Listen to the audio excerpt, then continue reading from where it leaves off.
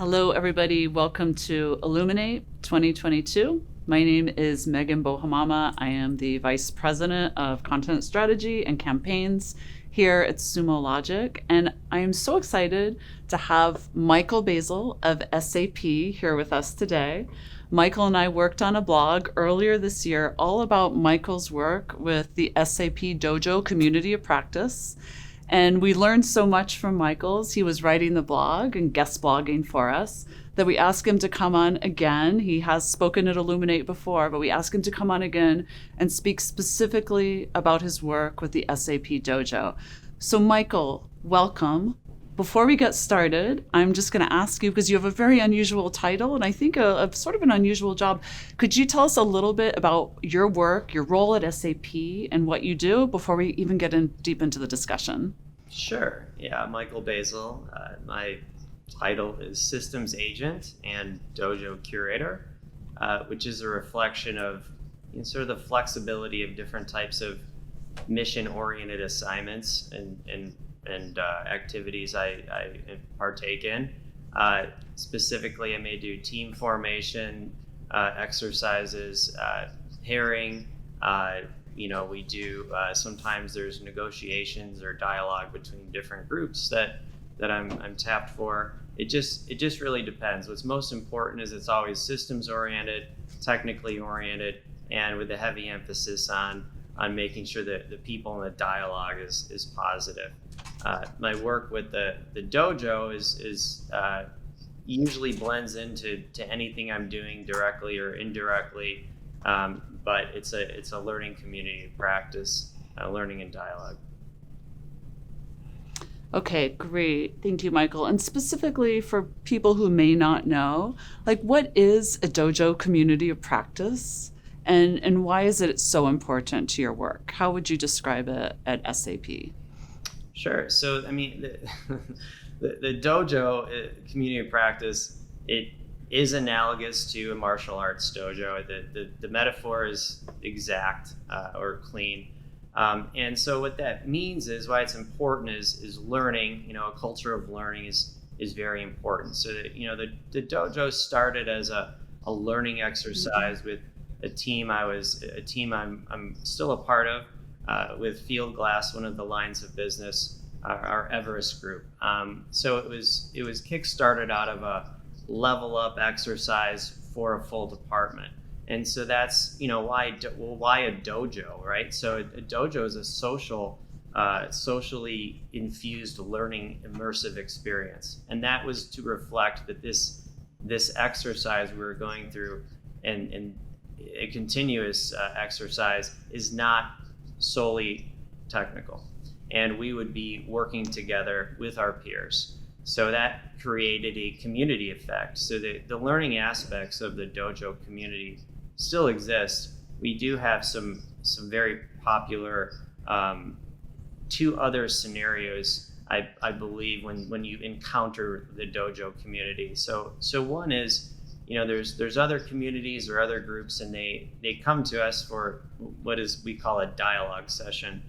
And typically they're a community that's getting started or a group that's kind of stuck, and they we come in, we usually do one of two exercises. Challenge tree is very popular. The Agile gurus kind of run that. It's kind of a retrospective with the future face through the metaphor of a tree, getting to the roots and really just getting a group kind of from where they were going to where they're pointed at. And then we have another one. I really like the hot pot, which is really like a group that's multiple groups that are really stuck and can't seem to find the elephant in the room to sort of talk about in a safe way.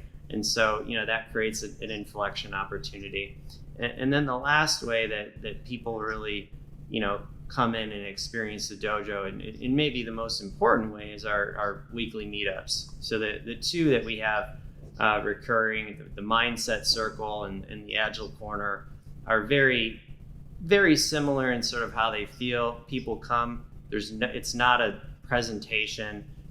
People come, they bring topics, and we really, if you're in the mindset meetup, we really drill down and get to the root of things and keep digging in and different angles on a topic. It's all psychologically safe. We're really trying to just understand how to improve any system. That could be conversations, that could be a relationship between departments, between people, that could be somebody's just having trouble getting oriented to a new learning topic. It's just in those forums, anything's on the table. In the dialogues, anything's on the table.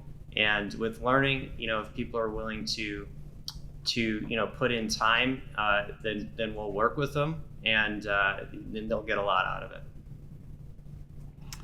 Thank you so much. So it sounds like a lot of learning goes on at the dojo at SAP. Mm-hmm. If I can take you back a few years ago when you were starting at SAP, I think it's about 4 years ago, you came into, I think, a cloud migration project, Michael, Mm-hmm. and you guys were shifting from data centers over to multi-cloud and Kubernetes. And, I think, you realized and the team realized that it wasn't just a technical shift, but also a cultural shift was going to need to take place. Mm-hmm. And why do you feel like that? Why was it not just technical? Could you have done it just technically? Why did you need to have a cultural shift as well and implement the dojo so people could continue learning? Why was that so important? Yeah, so part of that's a really good question. Part of what's happening when we're back in that time is, Agile was inside the line of business, is inside of Fieldglass, but not to the level and depth it is now. So really, it's like the first thing, why did it have to be a dojo? That's the first way we're like, look, we need a metaphor, a system metaphor. Why is system metaphor important? So people know how to orient around to how things work. And in the world they were coming into, it's all open source. So you're going in from this grounded, hard data center. Things are predictable. There's a set amount of things. And then you're going into this open source world where it's Kubernetes. That's a system metaphor. Gardener is a project that it's Kubernetes at scale. That one of our SAP is a maintainer of that in the Cloud Native Compute Foundation. So, it was like kind of an orientation into some of the base concepts of even working in an open source way. And that was a principal fundamental difference, right? So where it was mostly closed source in hard data centers, now we're going into portable and open, right? So like that's a fundamental mindset shift that has to be reconditioned or conditioned into the culture. And past just like, well, how am I running the workload? It's like, well, what is the workload? How are you going to, when you're stuck, what's going to happen? You're going to be, talking to people in an open source community. What are they, how do they communicate, right? And so a lot of it, like, how do you communicate was a big piece of it. So it's the social piece, the open, open source, really that piece, and being able to be everything to be portable. When everything's grounded, it's right here, it's well known, but in this new world, everything's ephemeral, mutable, and oriented with these agile style metaphors. I think it comes right out of extreme programming. So it was really a way to immerse how to communicate in an open and much different way for the department. And so that, the construct of going through the dojo exercises themselves actually start to condition the team for how to do their technical build out. And then, we do also, of course, there's very concrete technical learning and dialogue to support that learning aspect as well. So the technical it's not that it's unimportant, it's equally important to these other pieces. Great. So interesting. And it sounded like, as you were moving to more of a DevOps agile style to support this, you also needed to just make sure that the team would embrace that and they were maybe operating in silos. Michael, is that sort of what you found yourself in, this needing to open up and be just more flexible to work with the more flexible work processes? Right. I would look at it, the previous state, hierarchical and linear, right? And so where are we It's, now it's like spatial, it's systems oriented, like it's like a galaxy versus a pyramid. I mean, it's, so things are flowing around differently, and you don't have these hard boundaries between departments. These worlds are meshing in, so you're not doing handoffs like in a relay race. It's like, these things are more and more design, build, run. That's how we think about what we're doing. It's not we're designing it so they can build it and somebody else can run it. It's like, it's end to end, cradle to grave. And so these were fundamental mindset shifts that now you start to see over time as things are, it's like, things are really progressing, and you can see the communication patterns, and then you can see that starting to reflect on our delivery patterns and other things like that. Got it. Thank you. And I think something that I was really interested in as you were, working on the blog and sharing your story with us is how you realized you needed to, or the team needed to upskill to get to, technically upskill. And you made a decision, or the team made a decision. You could have brought in DevOps engineers, but you made the decision to teach the team and have them take on coding when maybe they weren't coding. Some were coding, some weren't. And so that seemed like a big decision to make. Mm-hmm. Are you happy with that decision? How did you get people to embrace that change and decide that they wanted to take on new skills and be a part of that? Yeah, it's interesting. Part of the decision to go Kubernetes was in motion before I came into SAP. And it was one of the reasons I came into SAP, so that I was pointed in that direction already. And that looked like a really solid wave at the time, and the all the things going on between the containers and Docker and Kubernetes. It's basically been sifted out. So that was already done. So that's a game changer. So the option really becomes is, hey, do we want to hire a bunch of new people to do the new thing, or do we want to instill a cultural shift? And there may be another team formed, but this is really going to be sourced primarily from our existing staff, and really give an opportunity. So there's an equitable piece here of like giving an opportunity to make the transition. And so it was very important to senior leadership that everyone had an opportunity to be exposed to these new paradigms, technologies, and work styles, and see if they wanted to lean in and engage, and really give them a path to the future. And that was driving a lot of the decision. Plus you have to look at the realities of hiring the kind of talent you need to hire, and maintain it. Like people leave over time, or they go work at another department, or they have fellowships, or and people are coming in and going. And so you really want to focus on getting the culture really healthy, and then people, well, one, they want to stay, right? So then we have better retention anyway. And you really, like, why it sort of worked is there's the grassroots approach, and the agile gurus are always excited about learning and things like this. So that was like a force that was in our favor. Then there was some other passionate people, myself and some others, on these technologies and these paradigms. So that's like another positive force. But really, it had to be made safe by the management chain, and we had full engagement from people that are VPs, senior vice president, managers, actually going through and doing a lot of the work initially, specifically around Kubernetes, Agile, and mindset. A lot of the managers did a fair amount of an impressive amount of mindset work, I should say. And that made it safe for a lot of people to want to see that other people that are sort of leaders in the group on stuff like this, then it makes them safe for them to engage. There's a famous TED talk on how to start a movement about how things change. Like somebody starts dancing in a concert, and other people then it becomes safe enough to join.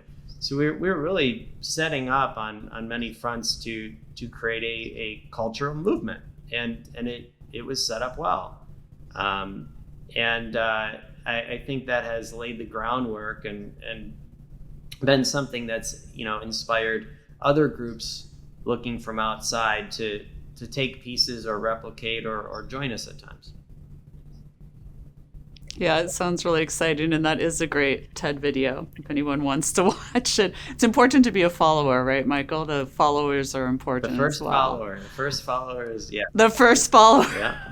Totally. Something I want to ask you about, because change is really hard, and, I think you and I have spoken a little bit about this before, but did anybody really freak out with the changes that you were asking them, or the team was asking them to go through, that the organization was going through? Did you have any freakouts, and how did you deal with those? Yeah, I mean, we have freakouts all the time today. So, so first, like there's a video in the mindset. It's near the beginning, one of the early concepts.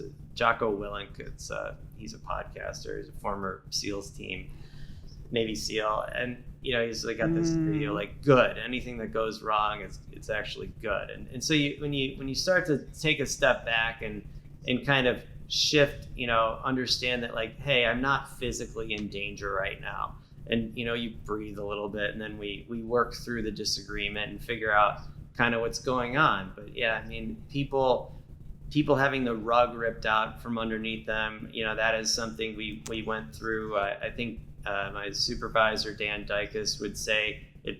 I think he did say when asked about this, it feels like bones are breaking in your head, because you're literally changing and recalibrating the conceptual system of people and a group, and they're opting into it, but it's very difficult, because just assumptions that they don't realize that they've made or the group has get exposed. There's things don't go right at first, and you just really, that's why the dialogue is so important. You want to move, when conversations are getting amped up, you want to move. I say you move from drama game to systems orientation, systems oriented thinking. So like if blame game's starting to come up, somebody loosens up the conversation, and we get back towards a solution focus and really taking a step back. And it's just kind of it's an art, but you can learn how to sort of approach change in a way that's appreciates the challenge, and appreciates when it's kind of going harmoniously as well. Awesome.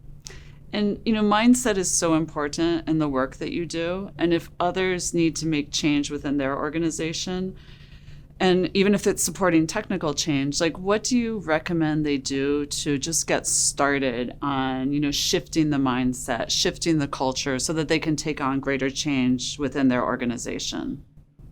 Yeah, so if you're not setting out, if the culture is off, like a human will know it's off. It's not well oriented to where this department or where my group or something is going. You'll know something's off. Well, how do I affect that? And the thing is, if you say, well, that group needs to do this and that group needs to do that, you're not going to affect anything. So that's like the opposite of what you want, right? So what you really, in that video, I think captures it well. Is like that guy in the video, the TED Talk, thought the whole place should be dancing, right? And so what does that person do? They start dancing. And that's how humans learn. They see somebody else doing something, and they consider, first they watch, and they observe, and then they consider like, hey, does that look safe and maybe fun, at some point? Then maybe I will consider doing it. And so like that's kind of the key, is like you take the first steps. And if something needs to change, it's like, well, what do I have a choice in day to day? And if you make it this like big, like we have to make this huge cultural shift, you won't get anywhere. You'll boil the ocean. But if you just start making a few steps, one step today, one step tomorrow, and you think about it like that, eventually somebody gets curious, because you're doing something different than you used to do. And that's when people start to eventually ask questions. Hey, what's going on? And then you find a peer friend or colleague that wants to kind of join in, and that's where you really want to support the conversation. So you definitely can't be on a soapbox dictating like what needs to occur. I mean, you can speak passionately if it's solution focused, but it has to be, anything you say is a claim that has to be backed up with your own actions. That would be the advice I would give to myself, starting over again. And when people have, come through the dojo and they're stuck on something, we always get to like, what can you do right now? Like, and you work back into that. And then when they're stuck, when somebody else is usually like the blocker, like the obstacle becomes the way, I say, well, how does it look from their perspective? And a lot of times we hear people say, I don't know. I'm going to go find out. Okay. And so it's really about action and empathy. Got it. And one thing I have to ask is, you guys were going through the change. You mentioned, we talked about observability. Mm-hmm. And how does observability not just help you from, understanding troubleshooting and what you need to address right now to fix your customers' problems, but how did observability help with the whole cultural shift as well?